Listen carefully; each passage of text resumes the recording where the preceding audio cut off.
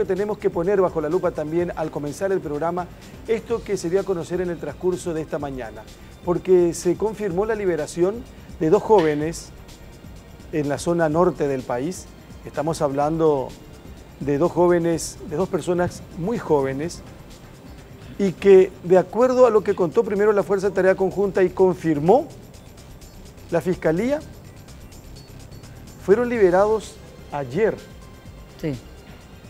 Y hoy tuvieron la posibilidad de acceder en un camino a gente que se movía en la zona y que les posibilitó un teléfono celular para que puedan comunicarse con sus familiares. Estos 2 jóvenes, digo, son los últimos secuestrados de este autodenominado Ejército del Pueblo Paraguayo. Bernard Blatz. Sí, no, pero en general. ¿Y Urbieta? No, Urbieta está en manos de Alejandro Ramos. Según dice la misma Fiscalía también, ¿verdad? O según dicen los investigadores o los que conocen esta cuestión. Edelio Morínigo sí está en manos del EPP. Edelio Morínigo es el único que sigue en manos del EPP. Y dicen que don Félix Urbieta está en manos del grupo de Alejandro Ramos, que se llama algo así como Ejército Mariscal López. Y con esto, ¿qué se demuestra? Que el EPP sigue haciendo lo que quiere. Y cuando quiere. Y cuando quiere, y como quiere.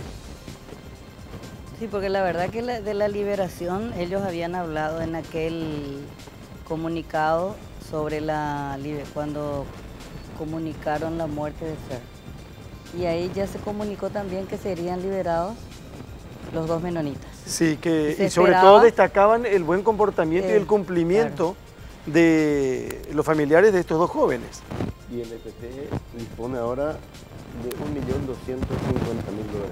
Dicen que en la era del EPP, por eso me gustaría reconfirmar todo esto con el fiscal Casal, si es posible, es el monto que mayor, el de $750.000.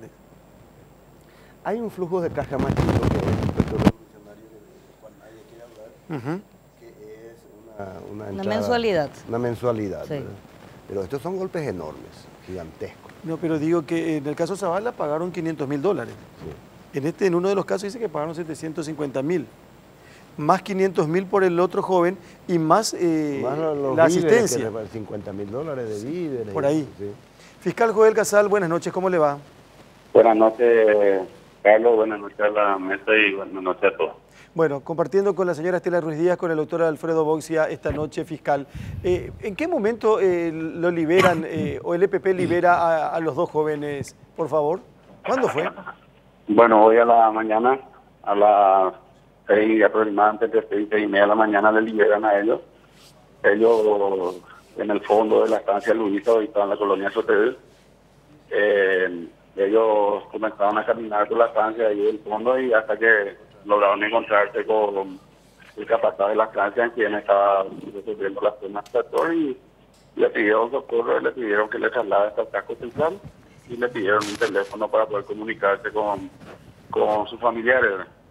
Sí, perdón, pero fue esta mañana recién la liberación, porque entendí en algún momento se dijo ayer domingo. ¿Fue hoy? No, hoy. Ayer comenzaban a caminar para poder irse hacia la zona, según manifestaban ellos. Después, a eso entre las 4:30 y 5:30 de la mañana, proceden a llegar a un lugar y ahí le dicen que caminen derecho y que se iban a ir ya solo a partir de ahí. Y ellos contaron desde el momento que le deja la gente del EPP a ellos y hasta encontrar a un capataz en la zona, ¿cuánto tiempo caminaron, fiscal? Y caminaron como una hora por ahí, se manifestaron, ¿verdad? Y después ya le encontraron porque estaban en el fondo de la estancia donde estaba el puchero, donde estaba trabajando el capataz. Uno de ellos se llama Bernard Blatz. Sí, el otro se llama Franz Kieber. Franz Kieber. Yo estuve con Franz Kieber, que no funciona acá, se ha tratado porque está un poco más delicado de salud. Perfecto, perfecto. Vamos a hablar también de ese tema. Fiscal, ¿ellos cuentan si estuvieron juntos en todo este tiempo?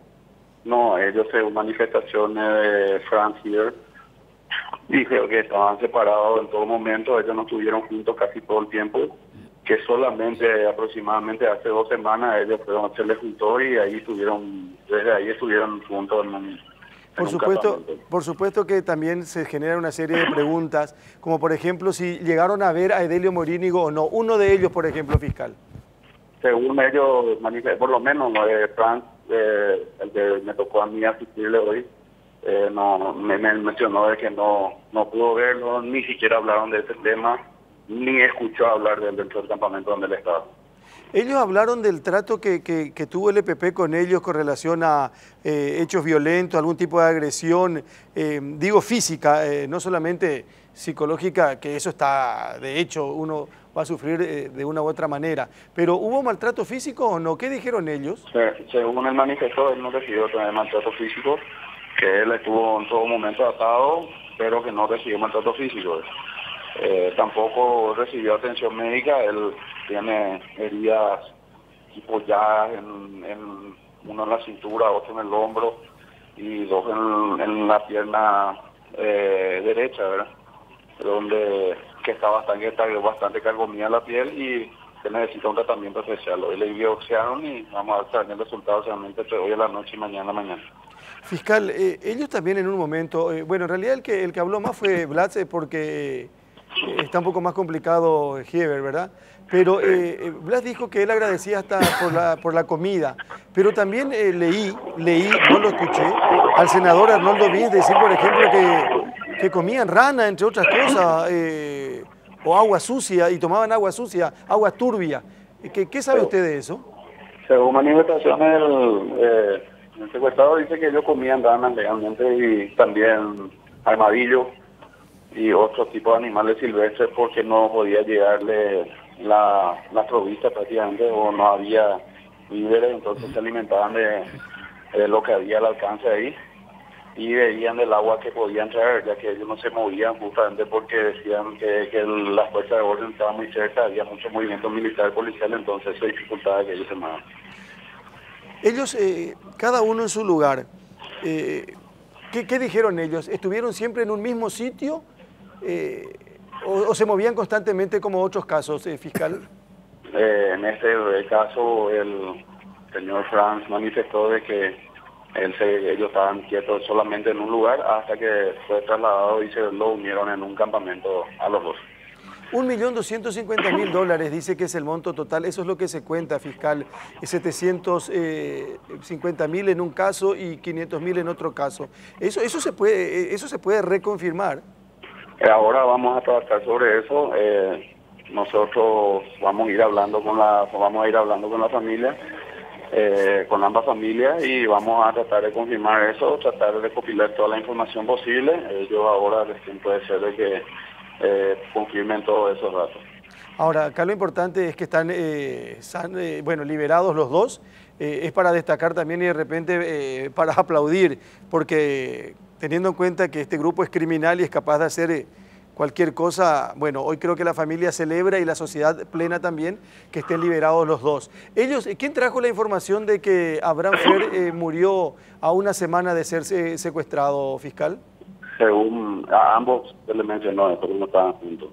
Pero ¿se contó las circunstancias?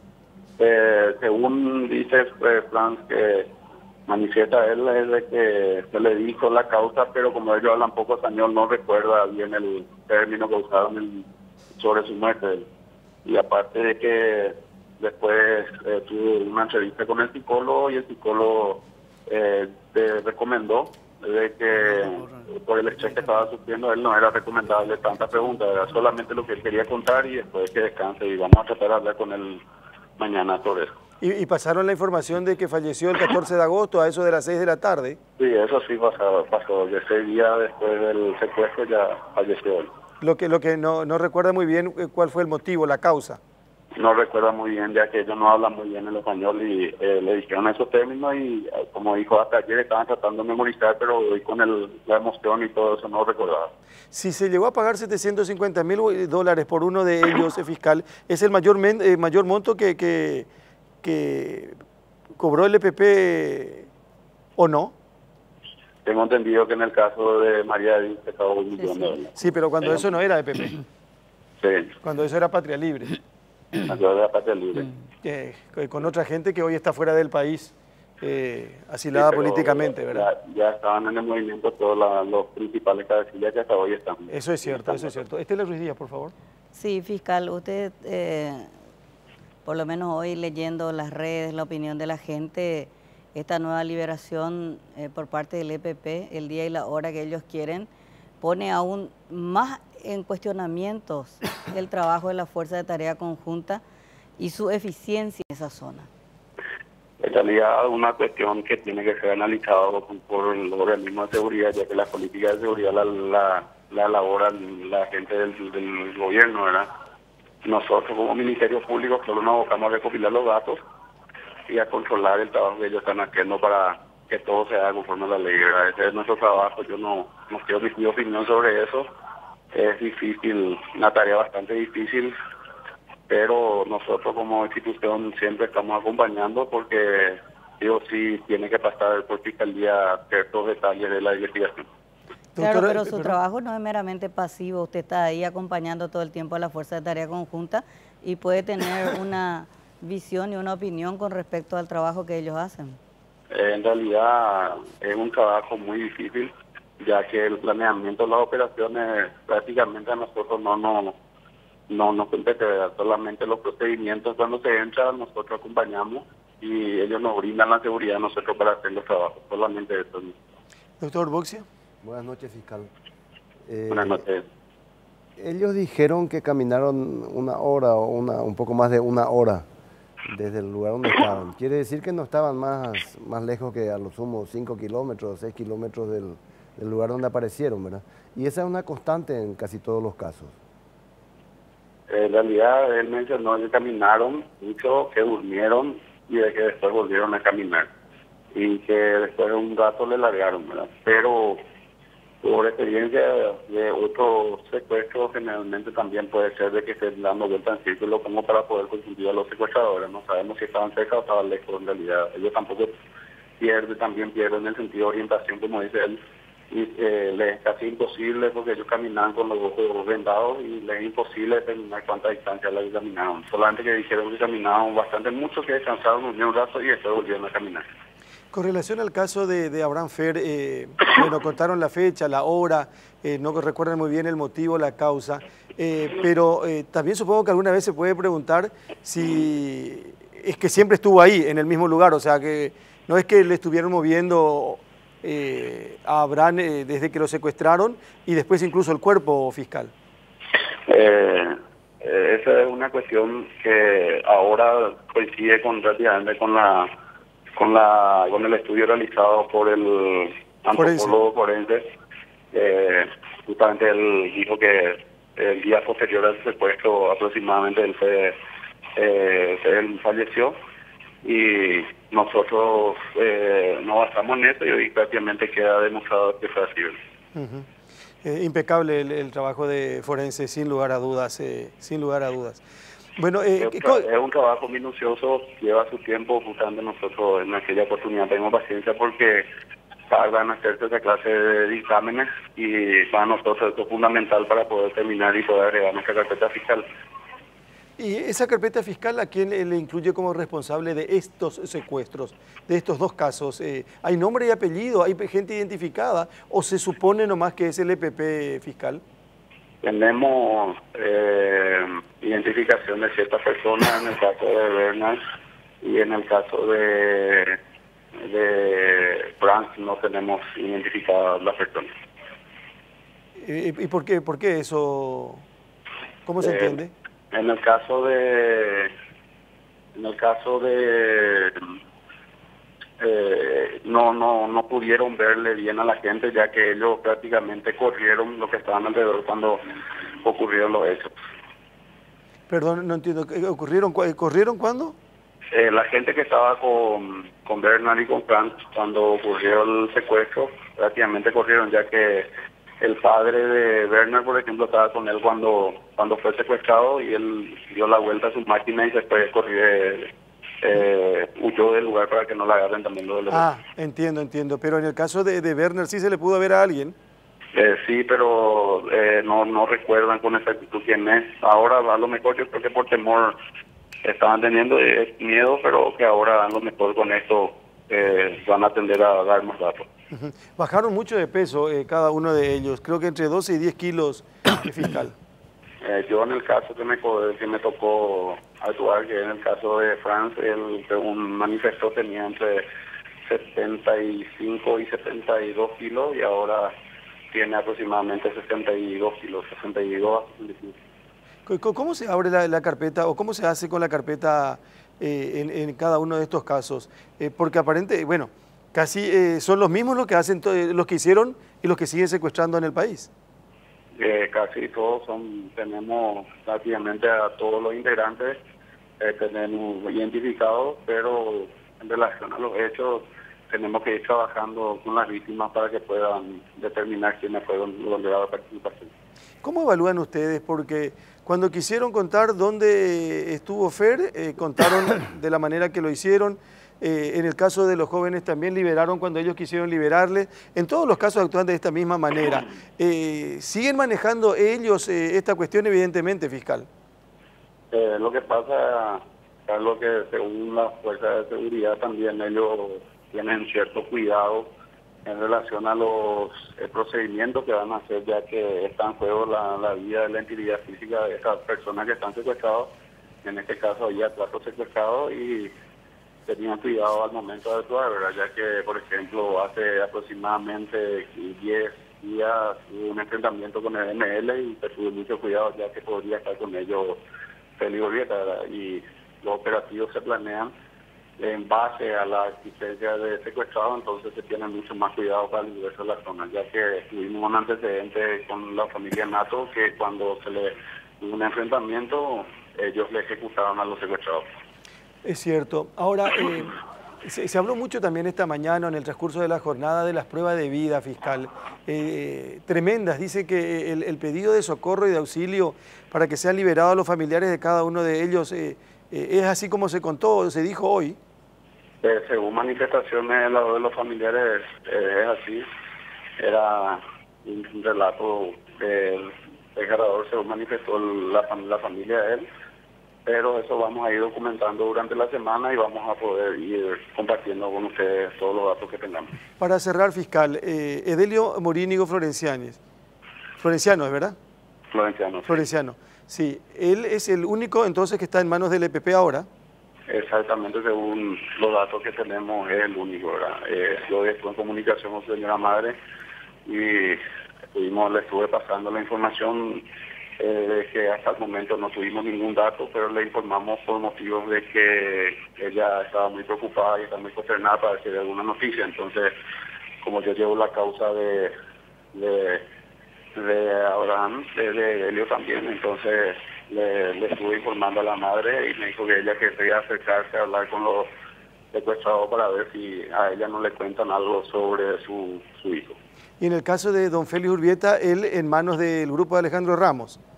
Sí, según informaciones tenemos y hay una causa abierta y calculada donde Alejandro Ramos es el principal autor. Y en el caso de Delio también, ya que en el video de prueba de vida fue Alejandro Ramos el que habló en su momento sobre Abraham, sobre Delio. ¿Sobre quién? Sobre Delio. Él fue el que presentó el video de prueba de vida de Delio y de Arlan en su momento. Alejandro Ramos. Sí, Alejandro Ramos. Bueno, pero se supone que ellos después se separan, digo, o Alejandro Ramos se separa del grupo de Osvaldo Villalba y compañía. Sí, exactamente, así mismo se supone, ¿verdad? Nosotros, según un comunicado que el EPP lanzó y que otros medios rendan cuenta con eso, ellos le vinculan a Alejandro Ramos de su grupo. ¿No le resulta raro que hace un año no exista prueba de vida del señor Urbieta? También nos llama la atención, ya que la familia está en constante vigilia sobre esto y están pidiendo constantemente una prueba de vida para poder ver si está vivo y si está activo, de buena salud, pero no están teniendo ninguna respuesta sobre el tema. ¿Estela, algo más? Sí, con el caso del policía Edelio Morínigo, él se podría considerar que es un prisionero de guerra, diríamos, porque en su caso jamás se pidió rescate, a diferencia de los demás secuestrados, con lo cual es absolutamente difícil saber, por lo menos pronosticar una liberación. En el caso de Delio Morillo hubo un pedido de canje de él por otro preso del EPP. Se le dejó una escuela que tenían un plazo hasta el 14 de octubre del 2014 para poder hacer eso, y si en caso que no se hacía, él sería retenido como prisionero de guerra. Fiscal, yo supongo que hoy fue un día de inmenso alivio para la comunidad menonita de la zona. Y como usted está prácticamente viviendo en el ojo de la tormenta, ¿qué les dicen los líderes de esas comunidades? ¿De quedarse en la zona, de salir del país? Todos estos rumores de los cuales se estuvo hablando en los últimos Nosotros tiempos. lo único que ellos nos piden es que le den garantía para trabajar. Ellos quieren seguir trabajando y que van a seguir luchando ellos por subsistir ahí. Es más, nuestra víctima, en este caso, Fran, estaba ya inquieto y queriendo volver a trabajar ya inmediatamente porque tiene cuentas que pagar y quiere seguir trabajando la tierra en la zona donde él estaba. Bueno, fiscal, por ahora cerramos esta comunicación. Agradecemos la gentileza de compartir con nosotros esta noche. Muy amable. Cuando quiera, Carlos, y a la mesa también le agradezco mucho escucharme. Por favor, hasta luego. El fiscal Joel Casal, antisecuestro. Esta es una cuestión que genera una serie de comentarios, reacciones, hay indignación, hay humillación. $1.250.000, ¿en cuánto tiempo? En 4 meses. Sí. ¿Verdad? Porque hay una diferencia de pocos días entre uno y otro. Pero digo $1.250.000 juntos.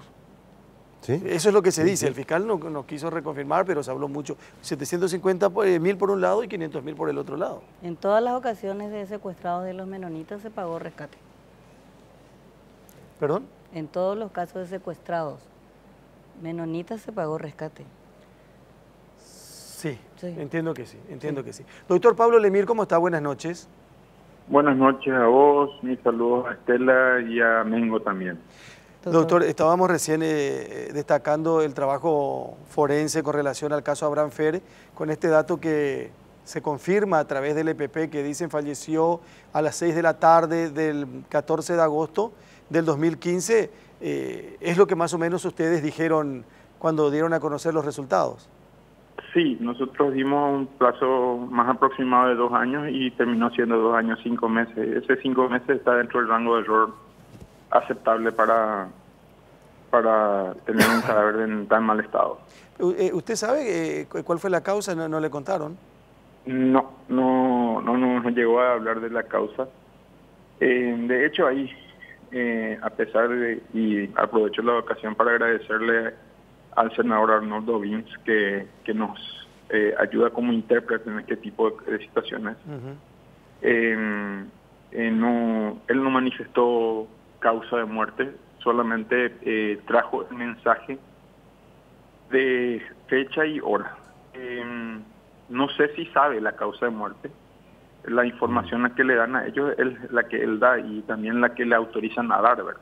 Claro, nos decía recién el fiscal Casal que probablemente no pudieron entender si es que le dijeron la causa o el motivo de la muerte.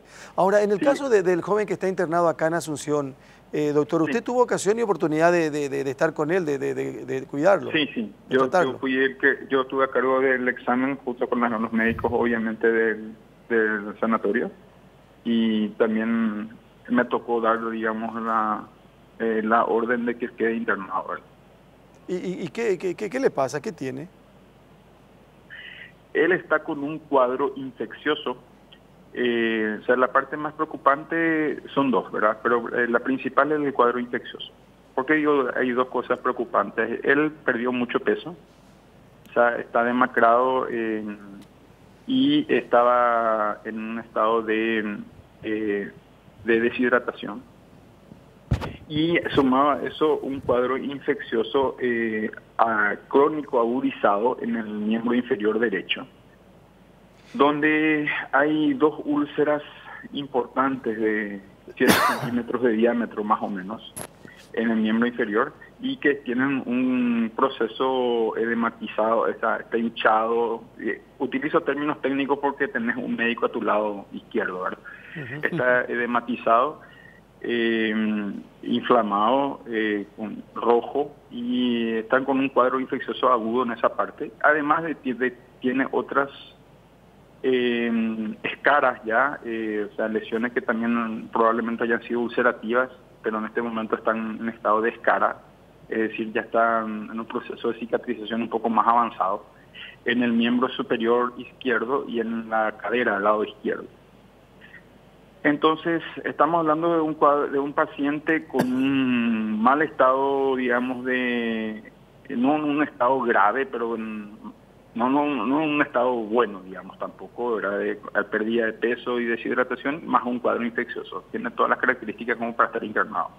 ¿Él contó que tenía ya algún tipo de problema antes de ser secuestrado o esto surge ahí en este tiempo de cautiverio? De lo poco que pudimos hacer de historia clínica, de hecho luego se quedó para hacer la historia clínica una residente de primer año en dialecto, que da la casualidad de que es la sobrina del senador Wills, que está como residente de primer año de medicina familiar ahí. Pero de lo poco que pudimos sacar nosotros de información, él tenía solamente un cuadro de colesterol elevado aparentemente antes de estar secuestrado. Ajá. Ahora, el senador Vince le habrá contado también que ellos, los liberados hoy, hablaron de lo que comían, hasta se mencionó rana, armadillo, agua turbia, eso también le puede haber generado algún tipo de descomposición, evidentemente. En ese momento estábamos todos juntos todavía, eso forma parte, digamos, de la historia clínica. Por eso te estoy hablando. Él está en un mal estado nutricional y un mal estado de hidratación, y también tenemos que tener en cuenta todo ese tipo de cosas, todos los contaminantes. Para que tengas una idea, no estamos descartando, y él tan mejor te puede hablar mejor Mengo, no estamos descartando un cuadro de leishmaniasis. Por la cantidad de picaduras que tenía y las características de las llagas que tiene, ¿verdad? Para eso se hicieron todos los estudios laboratoriales y obviamente vamos a esperar esos resultados dentro de las próximas 48 horas. ¿Qué tal, doctor Lemire? De los casos que anteriores a los liberados del secuestro, se habló poco, y yo creo que a esta altura la medicina forense del Estado debe tener ya una buena experiencia del enorme estrés, el deterioro psicológico y toda la serie de alteraciones desde el punto de vista emotivo que genera el estar en cautiverio, ¿verdad? ¿Hay algún protocolo de atención en ese aspecto, Pablo? Sí, de hecho lo tenemos, pero en este caso vamos a tener que ser más flexibles con ese protocolo por la barrera lingüística. En conjunto con nosotros estaba el psicólogo de la Dirección de Atención a Víctimas del Ministerio Público, que también se entrevistó con él, ¿verdad? Pero lo hizo a través de intérprete.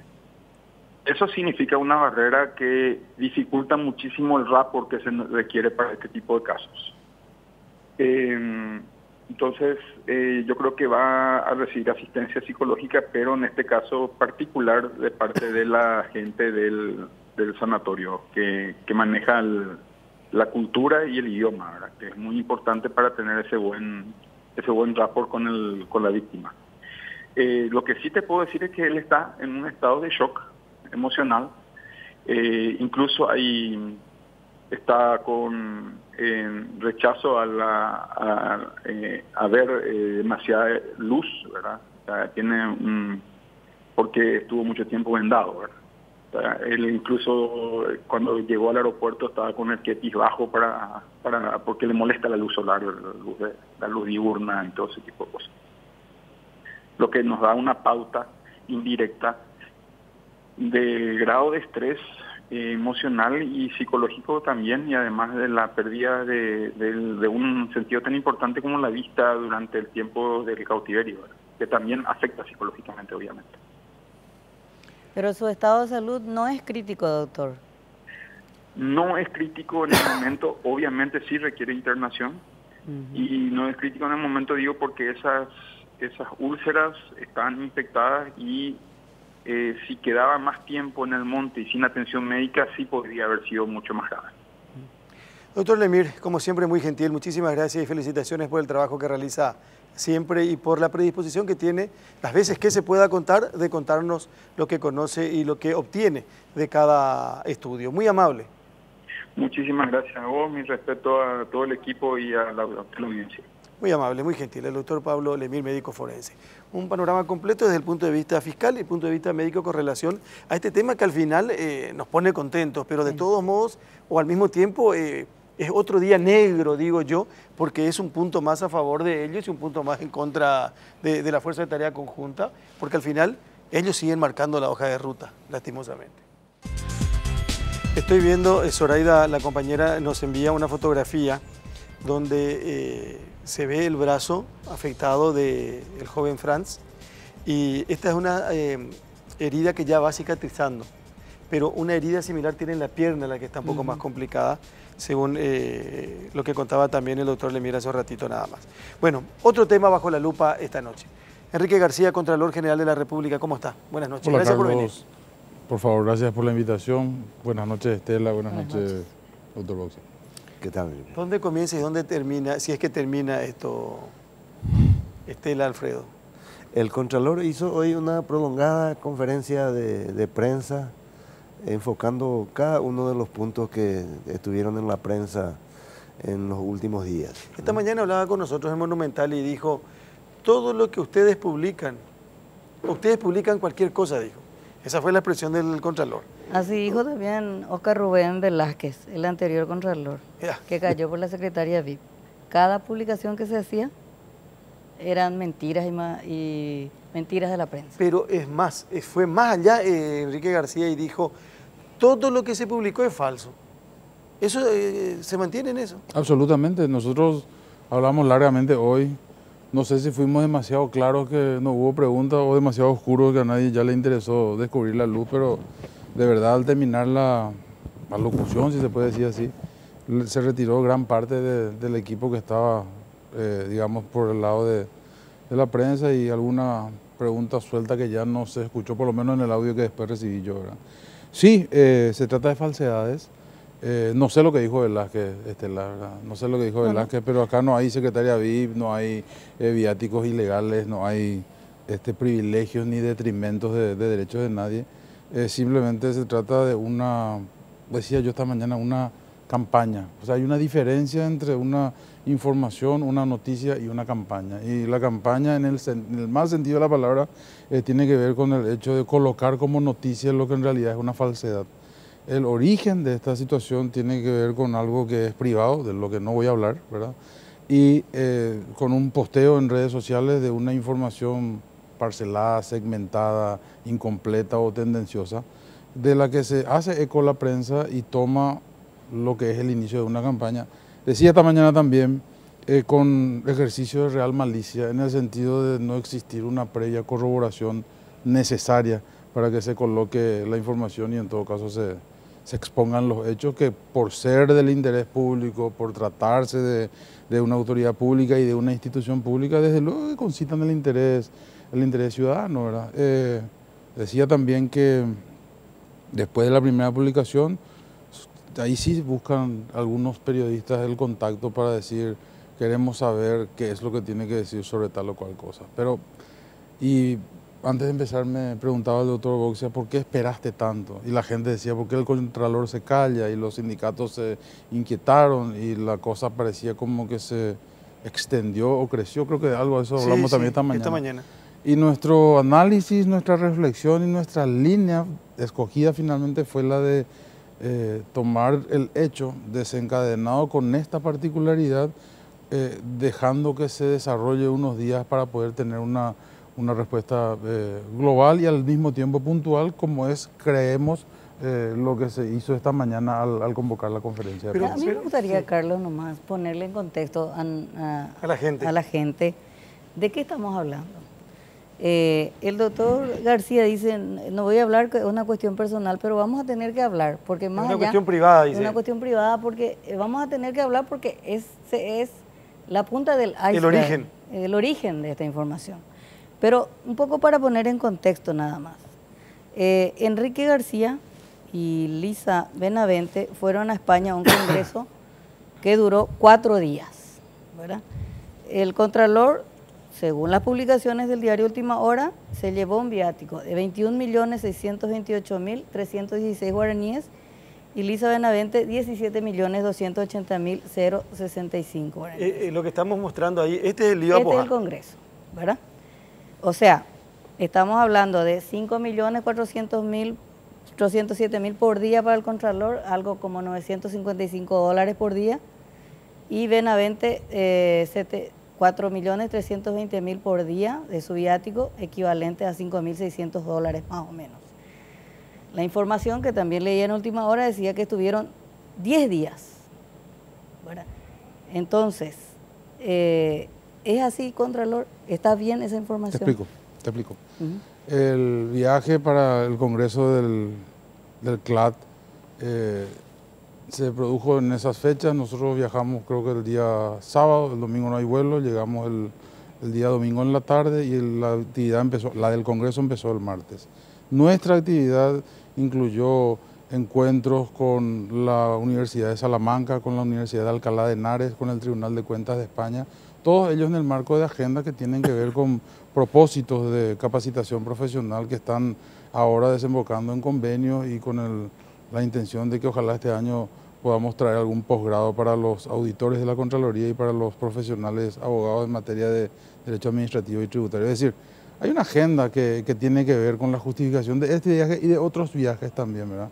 Qué suerte que toca el tema del viaje, Estela, porque aparece como el escándalo y como alguien dijo, se gastaron 17 millones en el viático de la abogada Benavente mientras hambrea al pueblo, y creo que eso es populista, demagógico y barato, ¿verdad? Porque ni existe forma de traspolar el rubro asignado a viático en un presupuesto institucional para hacer acción social y ni siquiera para hacer un traspaso a otros rubros de la misma institución. O sea, pero ni lo siquiera, del viático ni es siquiera, cierto, esos son los montos. Es absolutamente cierto y además de ser cierto, en la ecuación que arroja los números de la asignación del viático no responde a la decisión individual del Contralor. Es una ecuación que surge de un decreto del Poder Ejecutivo y que tiene que ver con la distancia, que tiene que ver con los días y tiene que ver con los rangos. Entonces el Contralor cobra un viático que le asigna la ley y la directora de área cobra un viático que le asigna la ley y el señor director justo, que también viajó, cobra un viático que le asigna la ley. No es un capricho, no es un viaje de pareja, no es un viaje de paseo, como también se dijo, es un viaje institucional con un propósito, desde luego, desde la decisión privativa y excluyente del Contralor General en el marco de sus prerrogativas, pero sostenido sobre la base de una línea de trabajo y sobre la ponderación de que se trata de una actividad que tiene algún interés institucional y una aplicación posible. Te voy a espérate, déjame terminar más. Sí, sí. No sé cuánto es por día, porque la ecuación no es mía. Probablemente vos tengas razón con el cálculo pero habrá que por 4 días. Pero habrá que preguntarle al decreto del Poder Ejecutivo cómo es que se arma la ecuación. No, pero es que eso es lo que responde a tu pregunta. Déjame terminar con algo, ya que les interesa la cuestión de la dilapidación del dinero público. La Contraloría sobre todo en la Contraloría, que es el que la Contraloría tiene, la ejecución del dinero tiene público. 1000 funcionarios más menos y viajaron 3 personas de la Contraloría. El Estado paraguayo envió casi 100 personas a ese Congreso, casi 100 personas. De las 100 personas, en la disertación nuestra, creo que estuvieron 10. Entre ellas el ministro Humberto Peralta, que también viajó con nosotros a la ida. Tengo que decir esto no para dedicarle a Humberto ningún conflicto ni hacerle ninguna derivación conflictiva, ¿verdad? Que en el reporte del viaje aquel puede que tenga otra agenda integrada con alguna otra ciudad europea, pero él volvió el 24 de ese viaje, ¿verdad? Él y su señora esposa, que es funcionaria del Poder Judicial, pero que está comisionada en la Secretaría de la Función Pública. Es decir, hay un montón de cosas que pasan con este asunto y el tema de 3 viajantes para un congreso que tiene esta justificación, lo que yo reclamo es que hubiese podido existir la previa corroboración, ¿verdad? Una cosa es decir lo que se dice generando la tendencia del comentario infamante y otra cosa es hacer una corroboración previa. Ese es básicamente el reclamo y sobre eso es básicamente donde giramos en torno de la conferencia de prensa. Los números son reales y desde luego no pueden ser otros, porque pero son los números que están en la planilla. Entonces la información no es falsa, Contralor, si los números son reales. No, a ver, Es falsa la información de que es un viaje de parejas, de que es un viaje de placer y que es un viaje de paseo. Pero yo no ¿verdad? leí Yo eso. no en leí el eso diario que- Última que- Hora. Sí, yo leí eso y las tendencias. Claro que sí, claro que leímos en el diario Los Última Hora. comentarios son otra cosa. No estoy hablando de los comentarios, estoy hablando del ¿De la texto publicación? claro. Sí, decía pareja sentimental actual, pareja sentimental anterior, qué sé yo, una historia de novela. ¿Y cómo se le elige a la abogada Benavente para viajar? Porque forma parte del gabinete del Contralor en una dirección de área, es una decisión del Contralor General de la República. Bueno, pero Como entonces, se le elige al director jurídico. los números son reales. Esa plata usted dice que está en base a una ecuación para Sí. determinar el viático de cada Sí. uno. Este le dice, duraba 4 días y se quedaron 10 días. Viajamos el día 11 y creo que volvimos el día 18 o 19, ¿verdad? Y estoy hablando de las actividades que se ejecutaron conforme a un plan y a una agenda. Lo que publicó Última Hora también es el meteórico ascenso, recuerdo bien esa palabra, decía meteórico ascenso de Benavente. Explico, si me En permitís. 6 meses, claro, ¿no? Voy a citar, o sea, vertiginoso ascenso. Benavente empezó en julio del 2017 con un salario de 5.200.000 guaraníes. Es falso. Y bueno, voy a terminar para que... sí, bueno. claro que sí, sin problema. Bueno, en septiembre, bueno, después pasa que en la función pública uno una dieta y después con otros rubros, uno gana 5 millones, pero con 800 rubros llega a 10 millones, etcétera, ¿verdad? En septiembre ya tenía 10.900.000. En 6 meses, estoy citando Última Hora, ya tenía 119 millones en su haber. Estamos hablando de casi 20 millones al mes. ¿Eso es así? No, no es así. No sé cómo suma Última Hora y no sé cómo saca los datos Última Hora. Con la sumatoria del salario, seguramente de con el salario, con el viático. Y hay viático inventado también.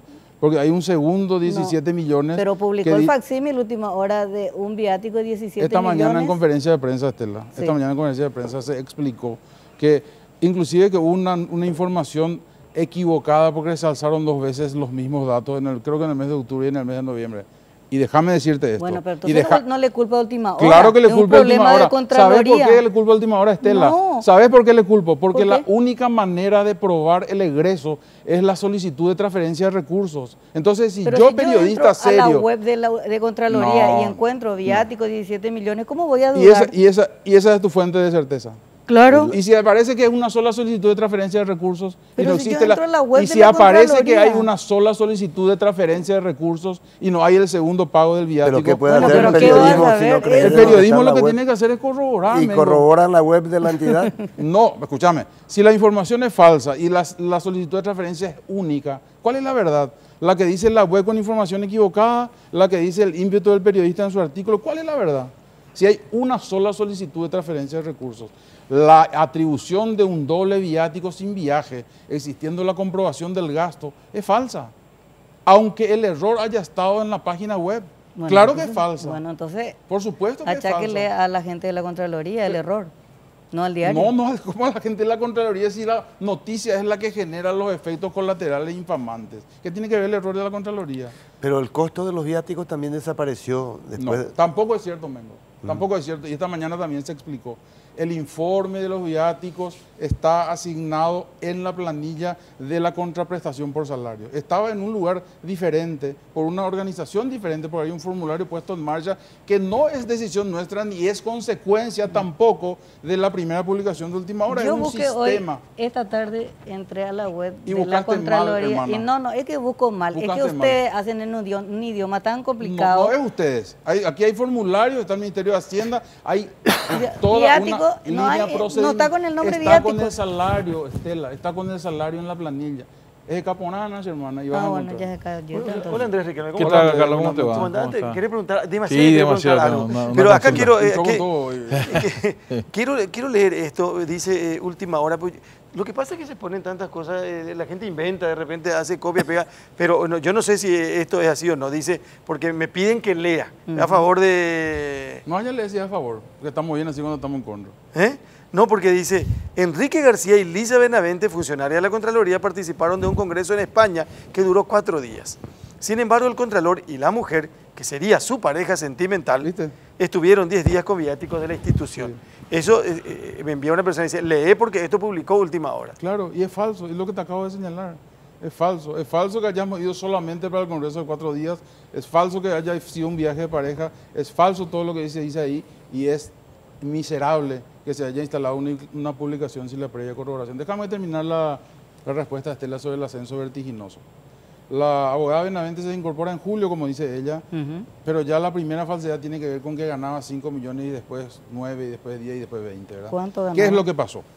El cargo o el rango que se le asignó a esta funcionaria es de alrededor de 10 millones de guaraníes. El año pasado, nosotros tuvimos una agarrada con el Ministerio de Hacienda derivada del veto presidencial al presupuesto del año anterior.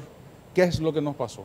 Llegamos al año aquel con la matriz salarial afectando a un centenar o más de funcionarios y sin disponibilidades financieras para pagar la matriz. Nos reunimos con el entonces ministro Santiago Peña y le dijimos, esto es un derecho adquirido, porque la matriz se instaló para pagar a los trabajadores según la estimación que estaba puesta en la ley y que por razón de la ley vetada no tendría disponibilidades financieras. La solución que encontramos fue parcial, fue curiosa, extraordinaria, particular y además fue una trampa al final y voy a contar por qué. Se tomó un rubro que se llama el rubro 199, que tenía una previsión financiera para pagar horas extras y remuneraciones extraordinarias y se completó el monto del salario de acuerdo a los rangos.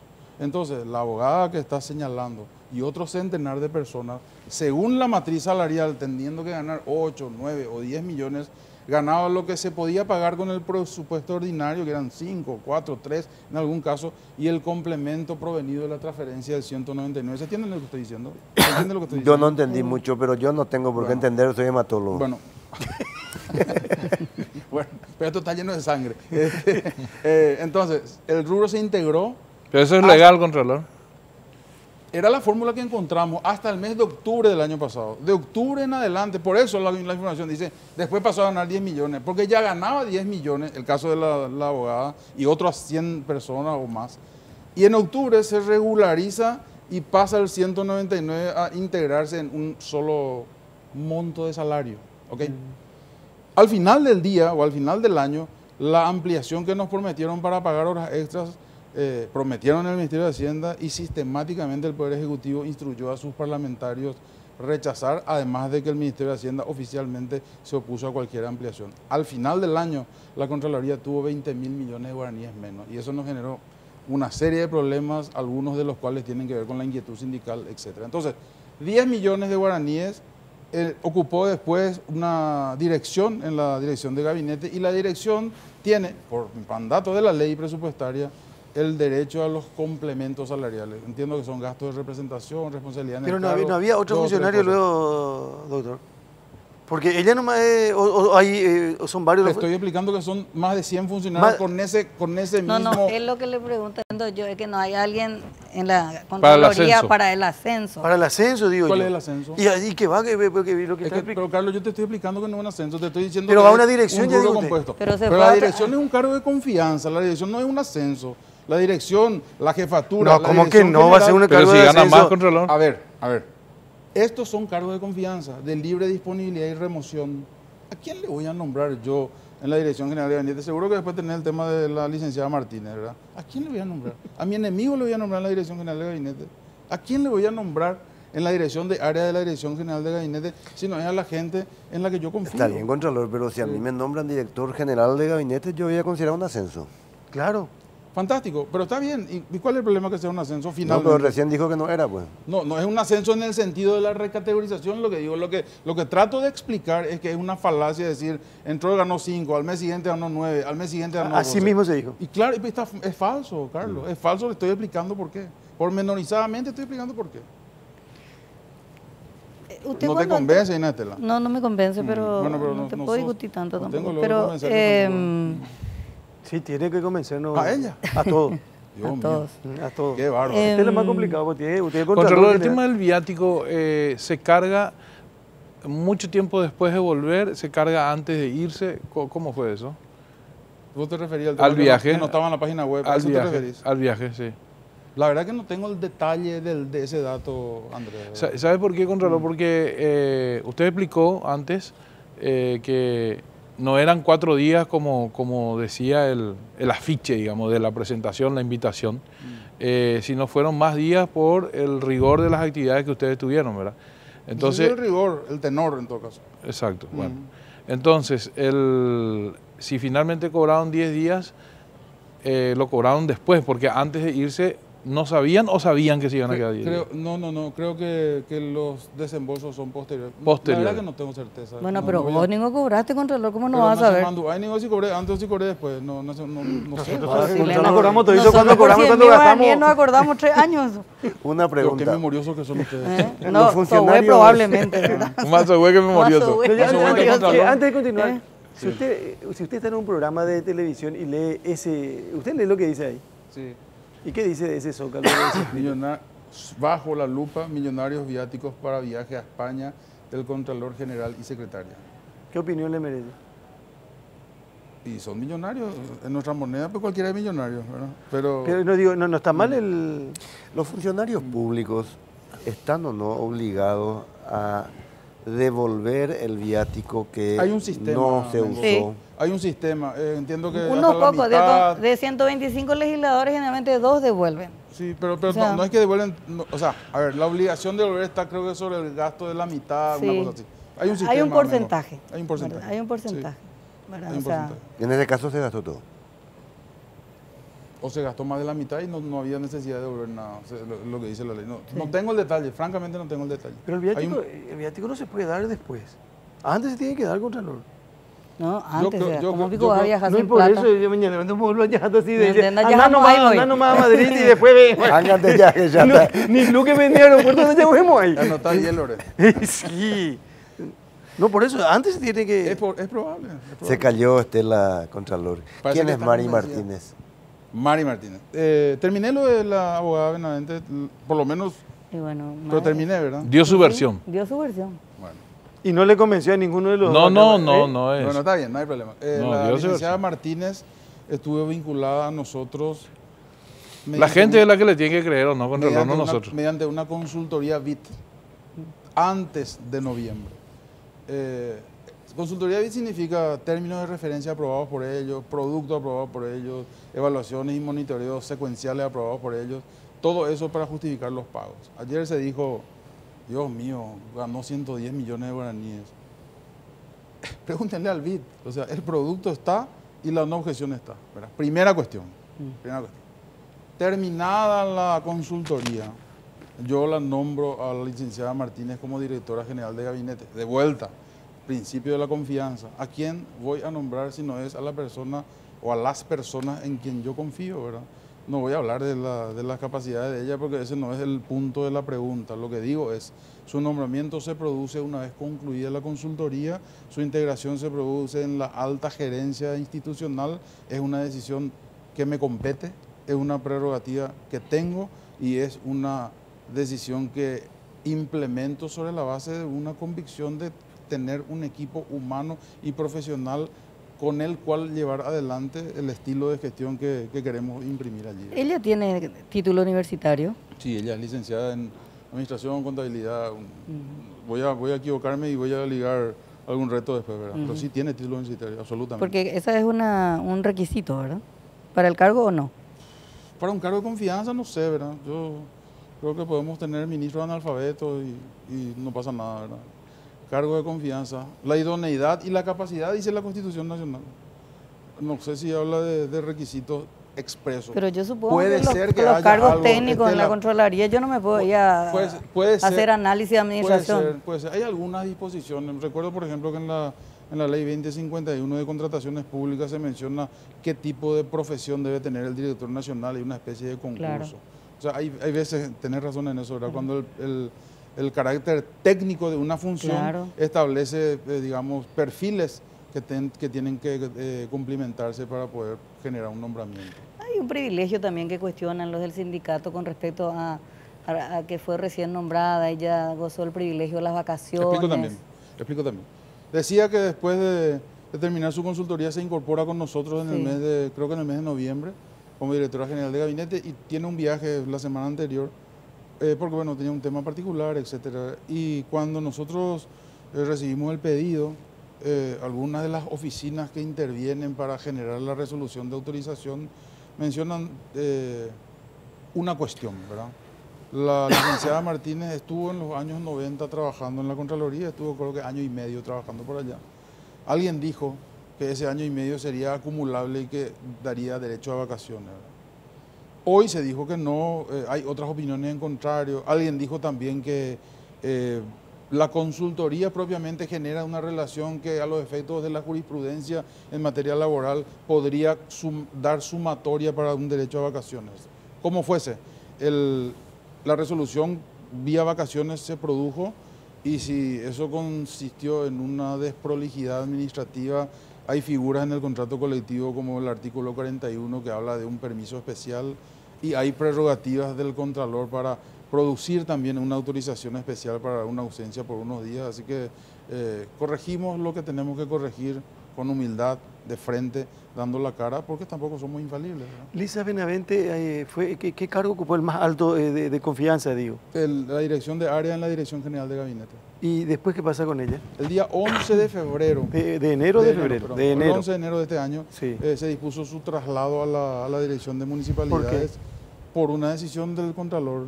Porque hay, ¿Ya no era más de confianza? No, no tiene que ver con la pérdida de confianza, tiene que ver con la posibilidad de hacer rotaciones, de ganar experiencia, de adquirir el día a día sobre un montón de cuestiones que temáticamente se verifican con diversidad en la Contraloría, que tiene una complejidad en toda su actuación. Y la abogada tomó un permiso, creo que de una semana y un poco más, volvió hace 2 o 3 días.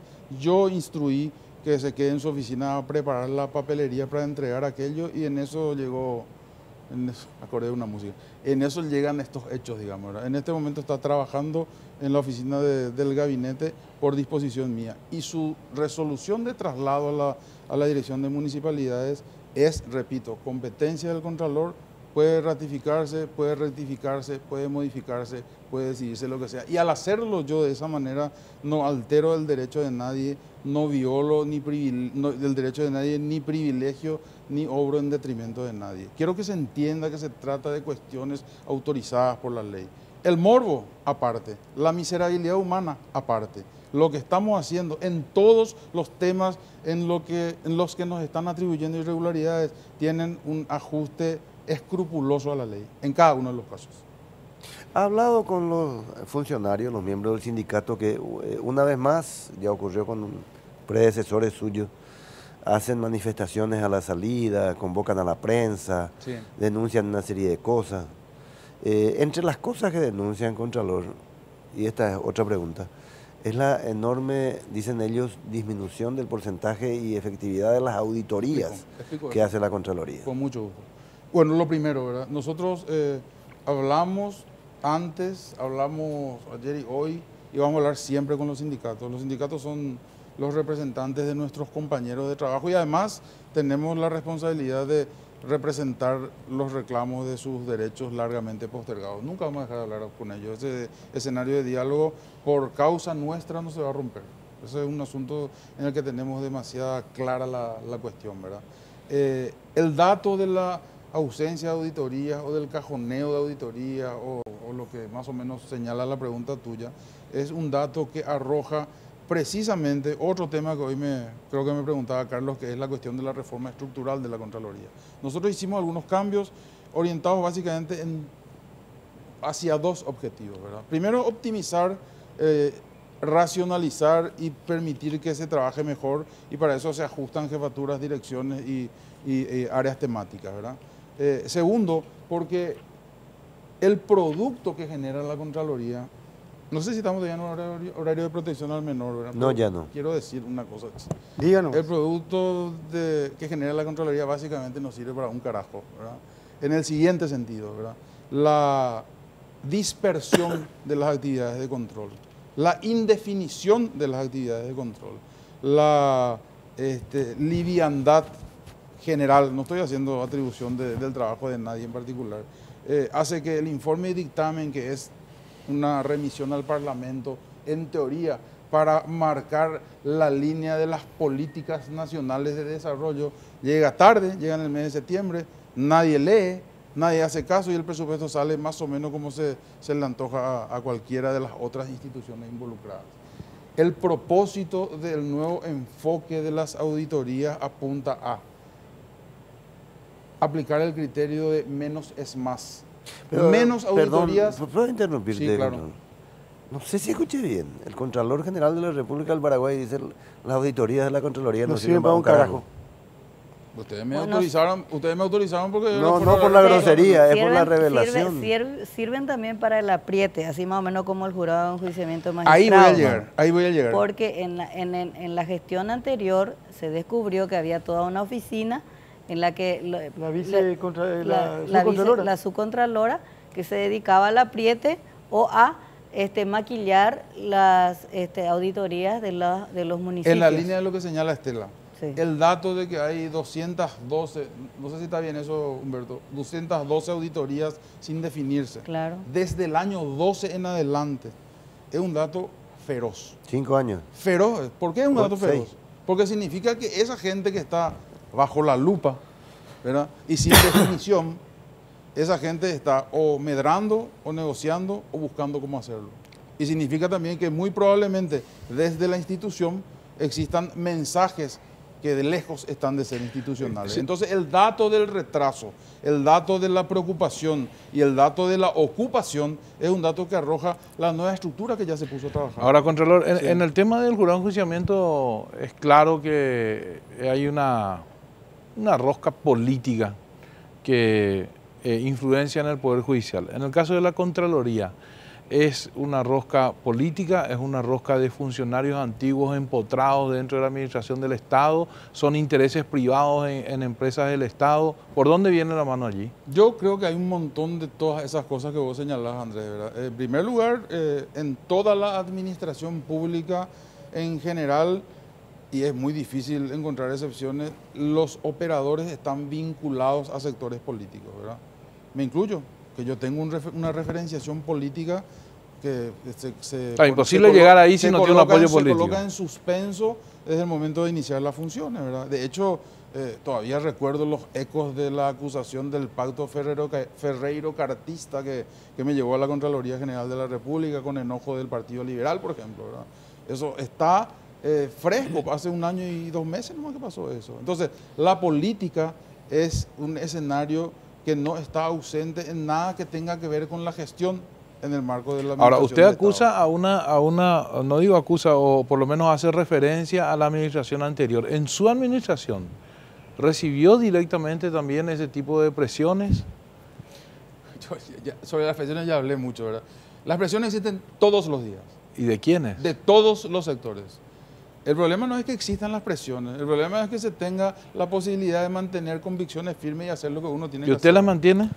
Yo creo que sí, ¿verdad? Yo creo que sí. Finalmente se juzga después en la ponderación de un montón de factores, inclusive de los factores que se colocan como en este caso. ¿Sabe por qué, Contralor? Nosotros solemos hablar acá en este programa y Estela suele referenciar que en todo este tiempo, estoy hablando desde, 89 en adelante, hubo un solo político o administrador de la cosa pública que fue preso, uno solo. Hay muchos juicios, pero ninguno termina bien. Y si hay juicio y hay sospecha, en su momento la Contraloría tuvo que haber hecho su trabajo. Y sin embargo no sirve para apuntalar un juicio y demostrar que ese político o ese administrador de la cosa pública era un corrupto y que se llevó el dinero. Tengo que hacer una precisión ahí, ¿verdad? Sí. Más allá de lo que dije, seguramente es lo que va a resaltar después de la palabra prohibida, ¿verdad? Hay trabajos de auditoría muy serios que salieron de la Contraloría, inclusive antes de esta administración, históricamente, ¿verdad?, que fueron a morir en otro lugar, que es el lugar encomendado al monopolio de la acción penal pública. Ministerio Público. Claro, para el castigo de las conductas que son reprochables. O sea, cuando la gente dice, y me acuerdo de Carlitos Peralta, que siempre dice, pero no hay nadie preso, dice, pero el Contralor no tiene nada que ver con que alguien esté preso. Tiene que ver con que el reporte sea consistente. Pero hay reportes. Es lo que te estoy diciendo. Hubo reportes históricamente consistentes. Hay otra oficina estatal que tiene misiones constitucionales específicas en materia de la represión de las conductas jurídico-penalmente relevantes. Y después de eso, todavía el Ministerio Público no pasa de ser un órgano requirente. Hay otro poder del Estado en Sajonia y en las oficinas que tienen a lo largo y ancho del país, que es el que tiene que generar el debate, el juicio y la condena o la absolución. Entonces, a lo mejor hay absoluciones muy justas, y a lo mejor hay países que son absolutamente repugnantes, pero hay toda una complejidad en términos de las responsabilidades, las competencias, los compromisos y lo que le compete a cada uno. Yo voy a recordar acá lo que dijo, porque usted lo mencionó y lo tenía acá anotado. Cuando usted fue electo Contralor, Miguel López Perito, compañero de ruta de Avanza País, dijo que fue un enjuague su elección. Con el voto cartista. ¿Un enjuague? Un enjuague, un pacto bajo la mesa. Con el voto cartista, el voto Avanza País y un voto del Encuentro Nacional. Pero López Perito no es del mismo partido que Adolfo Ferreiro. Sí, claro. Y sí, y del mismo partido Le acusó a Adolfo Ferreiro en ese momento de prestarse al juego del cartismo. Entonces se había preguntado López Perito si usted sería capaz de preparar informe en contra de los intendentes y de instituciones cartistas. Y le pregunto a usted hoy, ¿qué informe le puso contra las cuerdas a este gobierno? ¿Qué informe la Contraloría? Uno solo te voy a decir, APP Aeropuerto. Uno nomás. No sé si contestas tu pregunta. ¿Hay dos? Hay dos, hay tres, pueden haber 4 y 5 también. Contesta tu pregunta, doña Estela. Y sí, justamente la pregunta. Gracias. Tenemos que hacer una pausa. ¿Qué, Matías, queremos? ¿Ya la planilla ya terminó ya ese caso de la gente o hay algo más? ¿Qué me dice la planilla? A ver un poquitito, ¿qué es lo que es? Eso necesito yo un... A la vuelta vamos a ver. No, ahí está, ahí está. Ay, no. Pero no... Yo leo el título de la página web. Acá está. ¿Qué es esto? De nómina de funcionarios públicos. Pero todo es Benavente Ferreira, Benavente Ferreira, Benavente Ferreira, Benavente Ferreira, Benavente Ferreira, Benavente... Todo es Lisa Fabiola. Auditor, coordinador, asesor. ¿Dónde está la categoría? El salario de ella, o sea, no, ahí lo está que por percibe. mes, está Carlos. En agosto, en agosto, auditora, en agosto, Ahí está. auditor. Pero, Andrés, sí. Yo no es que sea un ducho en planilla, pero tenés 111 sueldos, 5.200.000, arriba 199 otros gastos de personal, 5.700.000, porque el rango ahí suma 10. era un rango, claro. Claro, entonces ese fue el trato que acabó siendo un Pero trato puré con el Ministerio de perdón, Hacienda. Contralor. Ella era auditora, era coordinadora, era asesora. ver, No, en diferentes meses, Carlos. No El rango entiendo, es de no entendemos. Primero auditora, después Te estoy diciendo coordinadora. que yo no soy un especialista en la planilla. El rubro es de coordinador o el rango es de coordinador. La composición tiene que ver con esa situación particular. Allá arriba, en las dos primeras, 199 y 111. De vuelta al mes, creo que esto es el mes siguiente, 199 y 111. Acá estamos hablando de las bonificaciones y gratificaciones que son consecuencias de su designación en la dirección de área. Después acá de vueltas, sueldo. Ahí está hasta el pasaje, está ahí. Leyendo Pasaje y ¿Qué es lo viático. que le dije? ¿A quién le dije yo esto? A Estela. Que el viático estaba puesto en la planilla de salarios, que no es que estaba oculto. Acá está, es decir, esto es internet o no sé si alguien le dio esta fotocopia a alguien, no sé cuál es el origen de esto. Internet, dice, ¿Dónde está internet el de la viático web. para saber? No, allá está, Acá viático. están los 17. Hay, pasaje y viático. Pasaje y 17 viático. millones. Ahí está. Sí. Eso fue en octubre. Claro, Porque, Después hay 2 millones en gastos de representación. claro, que esa es consecuencia de ocupar una dirección de área. ¿Y ahora ya no cobra más esa plata? En este momento no, porque desde el 11 de enero está integrada a la dirección de municipalidades. Pero que no, es lo que te pero no expliqué se va ahí recién. a trabajar, se va al gabinete. Por disposición mía, Claro. como también expliqué. Sí. Sí. Bueno, O sea, le asigna un cargo, pero sigue estando en el otro cargo. Te expliqué, ya te Como leyendo su ahora libretita mencionaste, ahí. no entiendo, pues. Dios mío, ¿y te explico? Sí, El 11 de enero se dispuso su traslado a la dirección de municipalidades. sí. Tomó un permiso de una semana y algo más. Cuando volvió hace 2 o 3 días, yo dispuse que se quede en su oficina anterior preparando la documentación para entregársela a quien tenga que venir. Llegaron ustedes, para decirlo así, ¿verdad? Y estamos ocupándonos de esta historia, teniendo que hacer otras cosas por razón de que la noticia exige y la ciudadanía inquieta quiere saber lo que está pasando. Y la ciudadanía quiere saber por qué pidió permiso una semana. Y la decisión de ir a municipalidades, de volver al gabinete o de ir a otra dirección es una decisión que me compete, que no agravia a nadie y que no vulnera ninguna disposición legal. En la pausa, por favor, ya volvemos en un ratito con el señor Enrique García, Contralor General de la República.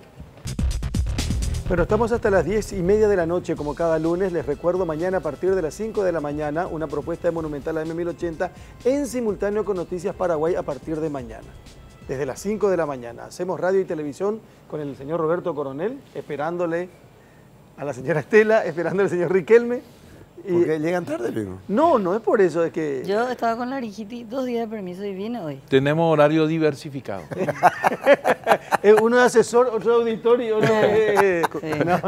Todos te pueden Debería explicar. copiar la planilla del Contralor y no me pagar por me todas reclamaron, esas ellos me reclamaron Coordinador, eso. asesor. Ellos me reclamaron. Qué falta de seriedad. No, ¿de quién? Yo quiero todos esos No, salarios. ¿de quién es la falta de seriedad? De usted hay que imitar la planilla del Contralor. La planilla no es del Contralor, la planilla es una asignación presupuestaria, como expliqué antes. Pero no importa, se entiende. Ahora todo se quiere No, al pero- Congreso. Se entiende la buena onda. Ahora se quiere ir al Congreso Riquelme, se quiere ir al Congreso Alfredo. Acá me dice la periodista de última hora, me dice, nosotros le llamamos al Contralor y nunca nos atendió los llamados. Si es la chica que estuvo esta mañana, le expliqué y te explico de vuelta, ¿verdad? Última Hora saca su primera publicación aludiendo a todo eso que ya se dijo acá y que no vamos a repetir. Y al día siguiente me escribe un periodista de Última Hora y me dice, quiero hablar con usted de tal cosa, tal otra. Tengo entendido que hay resoluciones fraudulentas, etcétera, ¿verdad? Entonces, entre la tentación que tuve de decirle, en realidad no entendés esa palabra que usé antes, ¿verdad? Dije, no, dejémosle venir, porque si publicaran esto van a seguir publicando y nos tomamos 2, 3 o 4 días hasta la conferencia de esta mañana, que también le expliqué a Carlos esta mañana las razones por las cuales hacíamos esto. A mí me gustaría- Tampoco podemos salir cada vez que alguien dice algo a dedicarle todo el tiempo del mundo. ¿verdad? Me Pero el gusta- Contralor no solo tiene que ser, tiene que parecer también. Pero honesto. bajo ese criterio usted se levanta una infamia, deja de parecer y apaguemos todos la luz y vamos todos a nuestras casas. Yo no creo que eso sea así tampoco. No, yo creo que sí. Yo creo que el funcionario Entonces, con público eso que- está obligado a dar cuentas todo el tiempo cuando se trata de dinero es que no público. nos hemos negado a dar cuentas. O sea, Esperamos 2 días porque se ha montado una campaña sobre una información que no fue corroborada. pero ¿por qué dice campaña si usted mismo está confirmando las cifras? Expliqué, pero no es la cifra el problema. El problema es el tenor del viaje, la supuesta impropiedad en tomar la decisión, ascenso vertiginoso, detrimento, perjuicio, irregularidades, mezclados con el hecho de ser contralor adjudicación y nombramiento. adjudicación y nombramiento. O sea, todo lo que se dijo, todo como irregularidad, todo comprometiendo recursos públicos y tratándose de la entidad de Contraloría. No es así, Estela. Claro que las cifras son correctas y estuve explicando por qué y están en la planilla. Además, las cifras están en la página y en la página, si hay algún error, están en la documentación de transferencia de recursos, como dije antes. El problema es que se convierte en campaña y deja de ser noticia cuando no hay un ejercicio de buena fe de lo que corresponde hacer al investigador. Le A mí quiero me gustaría preguntar escuchar un so- poco lo que dice la gente de los de sindicatos. sindicatos, Si le convenció o no le convenció la conferencia la, de hoy. la conferencia, ¿verdad? Sí, claro. Y habría que ver, yo charlé con ellos al final, con una parte de ellos por lo menos, y le dije lo que dije ahí y lo que dije acá, ¿verdad? No vamos a rehuir el diálogo en ningún caso, en ningún caso. Hay muchos problemas. Esa gente que trabaja bien o trabaja no tan bien, pero definitivamente es muy mal pagada, y hay un montón de reclamos de largos años que tienen que ser atendidos. Un dato, Sí. la Contraloría ocupa el 0.15% del presupuesto nacional y es la encargada del control de las cuentas. ¿A usted le parece que con el 0.15% se pueden controlar las cuentas? Un dato nomás ese. Eso habla de la marginalización presupuestaria Entonces y hay financiera. que cerrar. Pero si usted quiere también puede conseguir los salarios para la gente a la que usted elige, ¿verdad? Y puede hacer también con todos los funcionarios de la Contraloría. ¿Cómo? Bueno, y por ejemplo el caso de Mari y el caso de Lisa, tienen buenos salarios.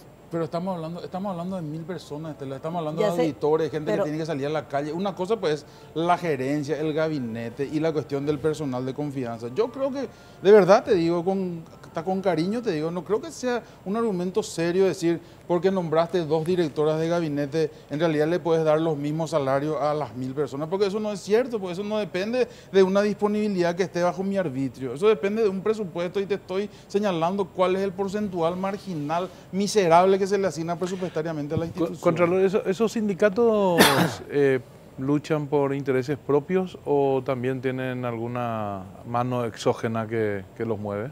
Bueno, en la Contraloría hay gente vinculada a todos los partidos políticos. Entiendo que los sindicatos también deben estar en ese sentido de alguna manera conectados, ¿verdad? Pero básicamente ellos reclaman horas extras que se les pueda Intereses pagar propios. mejor. Intereses que tienen que ver con el sector, ¿verdad?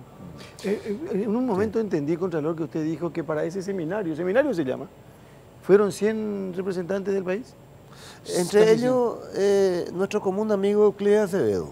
Bueno, A ver, el seminario es una jornada anual del Centro Latinoamericano de Administración para el Desarrollo, una especie de ONG de alto standing que trabaja con OEA y otros organismos internacionales. Se hace, repito, anualmente, convoca entre 1.000 y 3.000 personas, es una cosa enorme. En 2011 estuvo en Paraguay este seminario, ¿verdad? Y ahora fue en la ciudad de Madrid. A nosotros nos invitaron para participar en una disertación porque pedían que participemos en el sentido de tomar el tema del Objetivo de Desarrollo Sostenible número 5 de Naciones Unidas, la cuestión de igualdad de género, y cómo las auditorías se vinculan con ese asunto, etcétera, ¿verdad? Cuando nos avisaron eso, íbamos a acompañar a la ministra Bayardi, ministra de la Mujer, en esa disertación, ¿verdad? Después nos enteramos que la señora, no sé, tuvo problemas de agenda, etcétera, y como nos quedábamos solos, nosotros le hicimos una invitación al doctor Acevedo. No necesito presentarle a Euclides, ¿verdad? Todo el mundo lo conoce, y él viajó de su peculio para acompañarnos en la disertación, ¿verdad? Y estuvo... Pero usted dijo un momento que 100 representantes tuvo nuestro país en ese seminario, pero participaban, ¿cuántos dijo? ¿10? Sí, pero a ver... pero no entiendo qué significa eso. Lo que pasa es que la dinámica del seminario es de varias charlas, acaso simultáneas. No sé si en el caso de la conferencia de Paraguay había conferencias en simultáneo, pero son salones de mediano porte donde se coloca el panel y se desarrolla el tema, digamos, ¿verdad? El salón sería en una de esas estaban de tapas por Madrid también. Sería, probablemente, ¿verdad? Sería un salón para 100 personas, ¿verdad? No estuvieron las 70 personas de Paraguay, ¿verdad? Estuvo gente, bueno, del Ministerio de Hacienda, recuerdo yo, gente de la Judicatura de la Mambay, y recuerdo precisamente al ministro Peralta, que tuvo una activa participación, intercambio, y fue muy rico aquello en términos, de la ponencia y sus debates, ¿verdad? La ministra Bayardi estaba en Madrid, pero no se fue. La ministra Bayardi me habían dicho que estaba en Madrid, pero que no estaba en la... de hecho, se fue a un seminario, pero no se fue al seminario y se quedó en la ciudad. No, yo no puedo afirmar eso, Andrés, ¿verdad? Entiendo inclusive que ella estaba excluida de la agenda del panel antes de nuestra partida. Lo que sí me dijeron es que estaba en Madrid, que estaba en esos días en Madrid. Pero no tengo elementos para decir lo que vos estás señalando. Último corte y últimas preguntas para el Contralor General de la República esta noche. Ya volvemos. Bueno, ¿hay algo más en esa agendita? Agendita, sí. Un minuto más de tortura. ¿Usted qué opina de la intervención que tuvo a su favor aparentemente el senador Adolfo Ferreiro con Fernández Littman? Y creo que también su pareja o su expareja, no sé, Romina Rolón, que habló con la fiscal Anadile Portillo por este caso que lo envuelve de la Municipalidad de Asunción. Yo hablé de eso también en su momento, ¿verdad? Que en su momento dije que era una gestión privada, no solicitada por mí, una iniciativa de esa persona. ¿Esa persona quién es? De esa persona que usted señaló. Y que... ¿Por qué no la quiere nombrar si fue su abogada? Porque no fue mi abogada. ¿No? Fue una iniciativa personal de esa persona que yo no solicité, pero que se encomendaba o se enmarcaba dentro de una gestión privada. Pero era su pareja, ¿verdad? Y lo miserable de eso, Estela, es que se generó de vuelta en la noticia a partir del morbo. Lo que conversan Fernández y la fiscal, la verdad, es una asquerosidad, ¿verdad? O sea, se debaten entre, dijo que es esto, dijo que es lo otro, una miserabilidad. En el fondo, esa era una conducta de una abogada del sector privado que hizo una averiguación sobre un caso. No tenía ni tráfico de influencia, ni presión indebida, ni ninguna de esas cosas. Eso fue lo que en su momento dije, eso es lo que sigo pensando. Pero en ese caso no hay tráfico de influencia. Claro en el que caso no. de la abogada Romina Rolón con Nadine Portillo, no. Estamos hablando de Adolfo Ferreiro cuando habla con Fernández Littman. El otro audio. Que es el único audio. No, en el mismo audio, pero hablan ellos y Fernández Littman le cuenta lo de la visita. Claro. Sí. Y eso fue lo que generó la noticia. No, pero la pregunta Hay es una abogada que hizo una gestión. ¿Por qué Fernández Littman habla con Ferreiro? Claro. Fernández Littman era funcionario del jurado y Ferreiro era miembro del jurado. Lo que dijeron, lo que dejaron de decir. Estaba preocupado Enrique, le dice, que sí le podemos armar. No, a ver. Dice, la señora dice que está preocupada o que Enrique está preocupado. No dice que yo esté preocupado. Yo no hablé con Fernández Littman del caso mío, no hablé con Nadine Portillo, no hablé con González Dar. Con Ferreiro hablé 77 Tranquilizarle veces. a Enrique, dice el audio. Sí, tranquilizarle a Enrique. Pero pregúntenselo a él. Yo te hablé de esto, Carlos, en la radio. Pregúntenle a Fernández porque dijo que tendrían que tranquilizarme a mí. Yo no tuve conversaciones con Fernández sobre este tema, ni con González Daer, ni con la fiscal. Ahora, con Ferreiro hablé siempre de este tema, porque este tema también tiene un apetito político. Él dijo eso, dijo que su interés era desde el punto de vista político. Y cuando le preguntamos qué interés político puede tener una cuestión estrictamente judicial o jurídica... Y por eso es muy ingenuo, Andrés. Eso es muy ingenuo. No, pero es que así debe ser. Usted es abogado. Doctor. No. Yo soy abogado, pero no soy marciano. No, pero usted tiene que saber que en los casos judiciales tiene que haber un mínimo, si no una ausencia total de criterios políticos a la hora de juzgar. Yo lo que sé es que tengo casos abiertos desde el 2011, que la Fiscalía nunca imputó ni tampoco desestimó. Por acciones. ¿Y no cree usted que eso es gracias a la gestión que hizo Adolfo Ferreiro en el jurado? No creo. Yo creo que al revés. Tengo casos Yo que creo que el decir, establishment está contento cuando tiene alguna mano sujetando algo, impidiendo que alguien pueda trabajar con libertad. Yo creo al revés. Tengo casos que quiere decir que en contra suya hay una denuncia famosa, o unas usted tierras que es se compraron. No, hay una denuncia famosa, siendo yo procurador, se compran unas tierras para una comunidad indígena en cumplimiento de un mandato de la OEA. Sí. Y resulta que hay una pretendida sobrefacturación. Cuando la compra no la hice yo, hice una recomendación en una comisión interministerial formada por el presidente Lugo para dar cumplimiento a los mandatos de la OEA que causaban la vergüenza del Paraguay por su incumplimiento por largos años. Y eso está ahí y nadie hizo nunca nada. Pero siempre que hay que hablar de García hay que recordar que cuando hizo esto, que el otro tema en la municipalidad... Pero está mal entonces. Usted lo está sufriendo en carne propia. Absolutamente mal, pues las cosas se tienen que definir. Contralor, sí. ¿Cuánto lío puede armar un posteo de Facebook? ¿Un qué? ¿Un qué? Un posteo en Facebook. O sea que yo quiero esa parte. A mí me da la sensación de que se pretende llevar o minimizar el posteo de Facebook de Romina Rolón, que fue su pareja, ¿verdad? Como algo meramente de una pelea de pareja o algo así.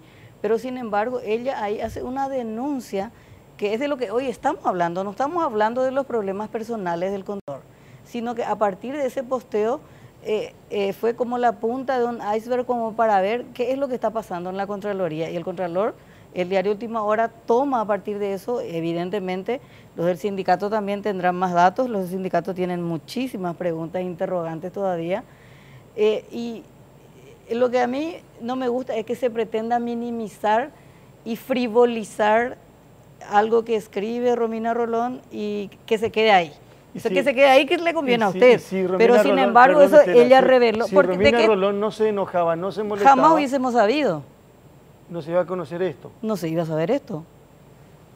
Para mí ese es el valor de ese posteo en Facebook. No importa quién lo dice, lo que importa es lo que dice. A ver, el posteo en Facebook es, digamos, el origen de esta situación. Totalmente. Yo lo que señalo es que la falta de corroboración y la difusión de información falsa tiene un efecto multiplicador dañoso gravísimo para honorabilidades, dignidades y tranquilidades de personas. Creo que eso no es justo, ¿verdad? El tema personal, dije 77 veces, no voy a hablar, no voy a mencionar, porque me parece que es un ámbito privado que no tiene que ver con esto.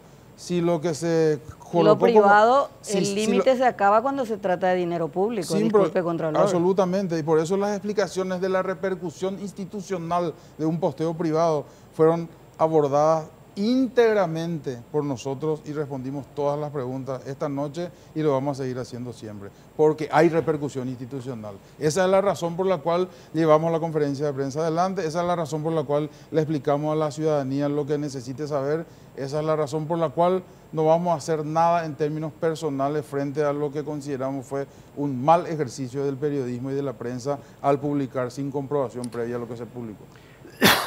Tenemos que cerrar el programa, son las 22:36. Contralor, vamos a seguir hablando. Con mucho gusto, a la orden de siempre. Va a estar bajo la lupa. Me encanta. El Contralor General de la República, Enrique García, con nosotros esta noche.